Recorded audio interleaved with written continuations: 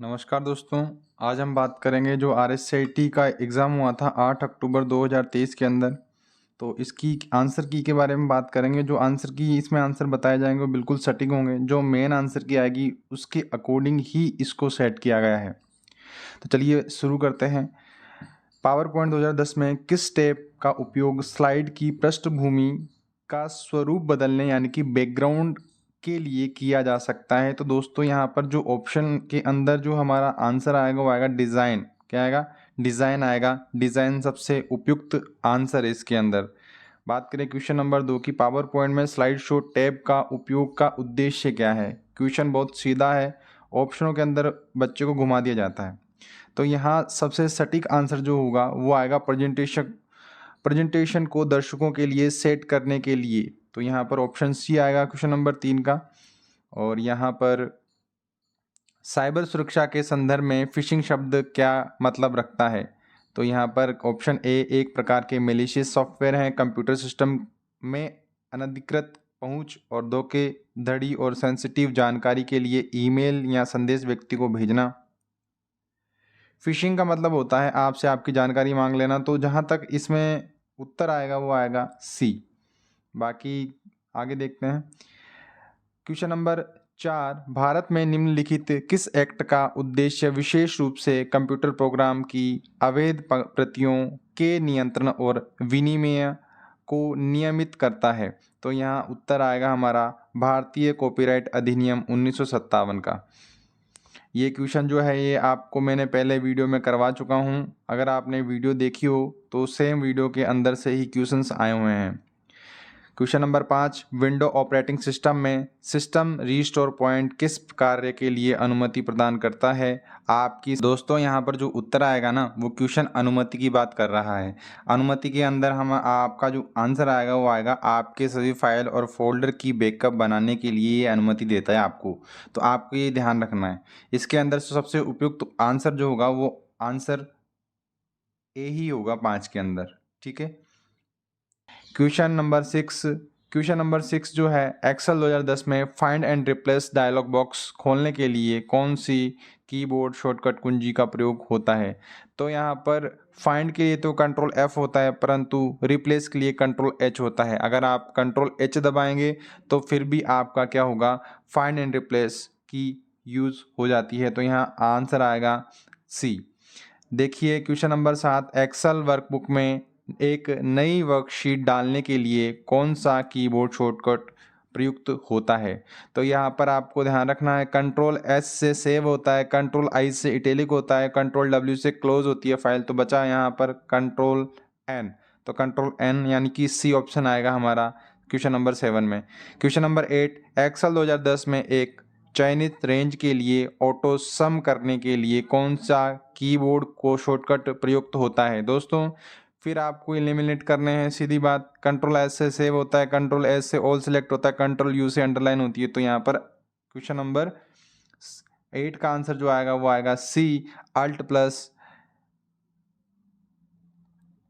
यहाँ पर question number 9, कौन सा प्रिंटर डेटा या छवियों को कागज की सतह पर तेज गति से स्याही की छोटी बूंदें छिड़क कर प्रिंट करता है। तो दोस्तों यहाँ पर जो हमारा उत्तर आएगा वो आएगा लेज़र प्रिंटर। क्या आएगा? लेज़र प्रिंटर आएगा, जो कि सबसे स्पीड से क्या करता है, प्रिंट करता है।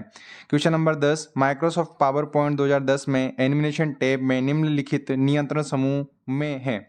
तो देखो यहाँ पर ये उपयोग सभी आएगा। देखो ये एक एनिमेशन टैब होता है और इनके अंदर ये क्या है, ये ग्रुप है। ये एनिमेशन, ये समय, ये सारे क्या हैं, ग्रुप हैं। आपको ध्यान रखना है। क्वेश्चन नंबर 11 में दिया हुआ है कौन सा इनपुट डिवाइस नहीं है। तो इनपुट डिवाइस कौन सा नहीं है, देखो ट्रैक पॉइंट और जॉयस्टिक, ये सारे इनपुट डिवाइस, जबकि प्लॉटर एक आउटपुट डिवाइस जो कि हमें इंफॉर्मेशन देता है। नेक्स्ट क्वेश्चन, कौन सा इनपुट आउटपुट डिवाइस के रूप में उपयोग नहीं किया जाता है, सबसे उपयुक्त विकल्प चुनिए।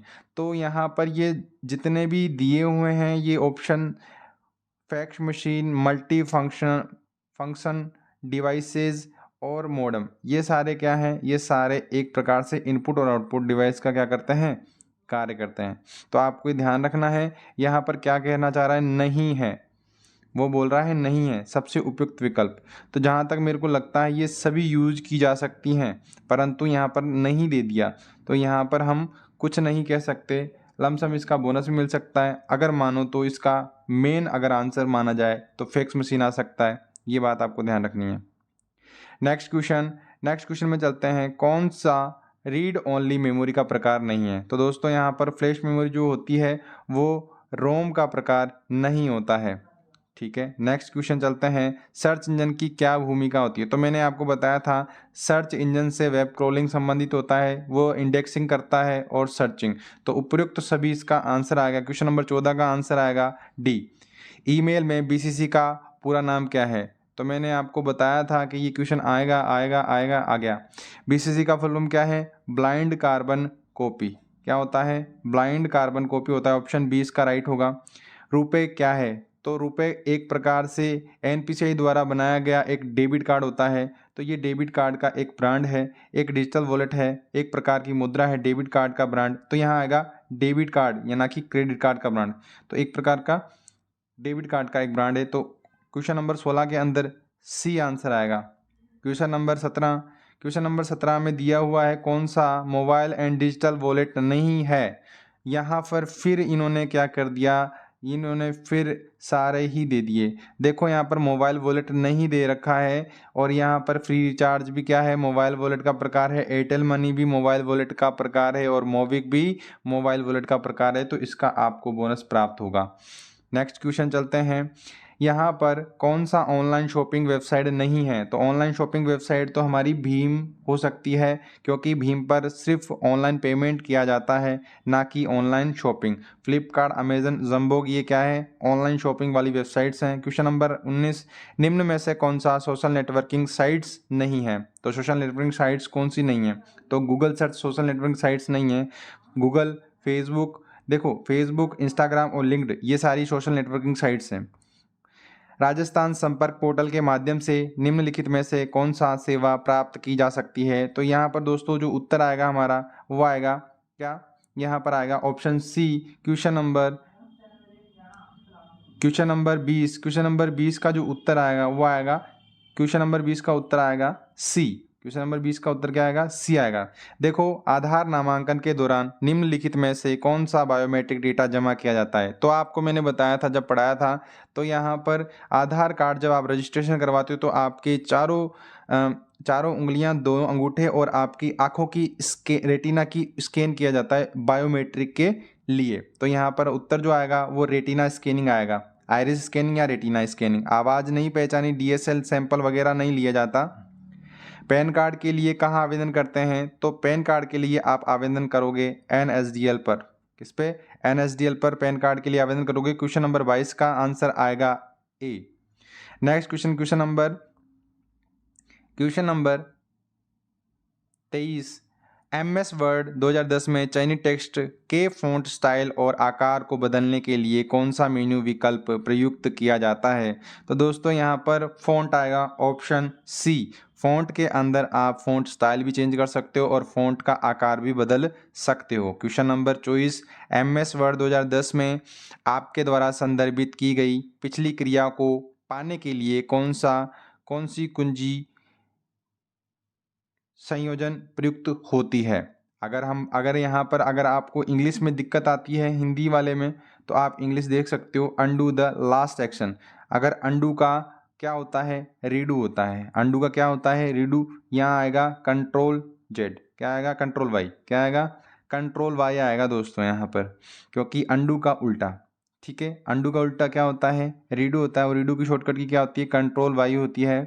क्वेश्चन नंबर 25, एमएस वर्ड 2010 में जब आपका दस्तावेज मुद्रित होने पर कैसा दिखेगा, तो उसे देखने के लिए कौन सी विशेषता होगी?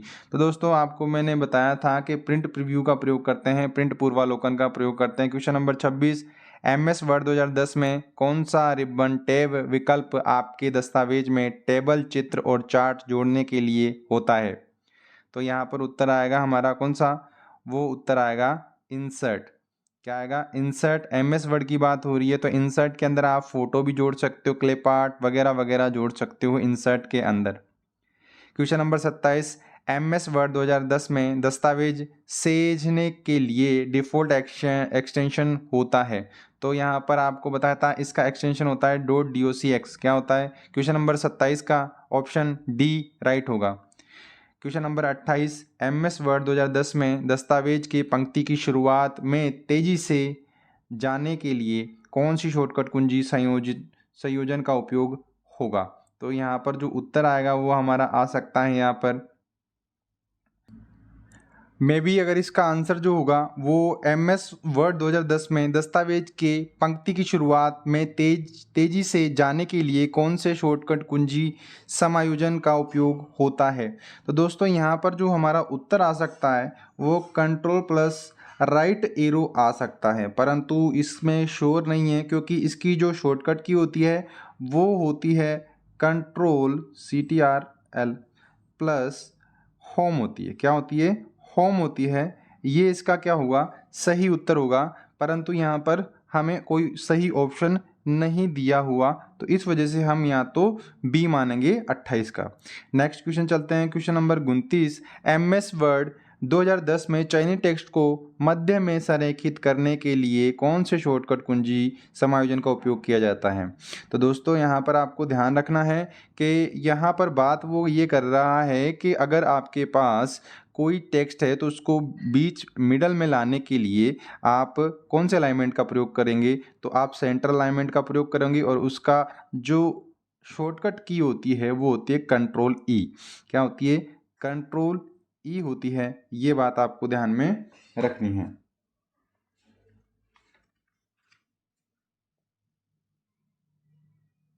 इस एक्सेल 2010 में नंबर्स की एक रेंज में सबसे अधिक वैल्यू को खोजने के लिए कौन सा फंक्शन प्रयुक्त किया जाता है? तो आपको यहाँ वो दे रहा है कि अधिक वैल्यू, तो अधिक के लिए मैक्स का प्रयोग होता है। ऑप्शन सी आंसर आएगा क्वेश्चन नंबर 30 में, और यहाँ 31 में आएगा एक्सेल 2010 में वी लुकअप फंक्शन का क्या करता है? तो आपको ध्यान रखना है कि यहाँ पर एक सारणी में पहले कॉलम के वैल्यू की खोज करता है और उसी पंक्ति में एक संबंधित वैल्यू लौटाता है। तो यहाँ उत्तर क्या आएगा? 31 का बी आएगा। 31 का क्या आएगा? बी आएगा। और क्वेश्चन नंबर 32 में दिया हुआ है डेटा मान्यता। इंग्लिश में बात करें तो डेटा वैलिडेशन। तो डेटा वैलिडेशन एक प्रकार से हमारा इसका उत्तर आएगा सी।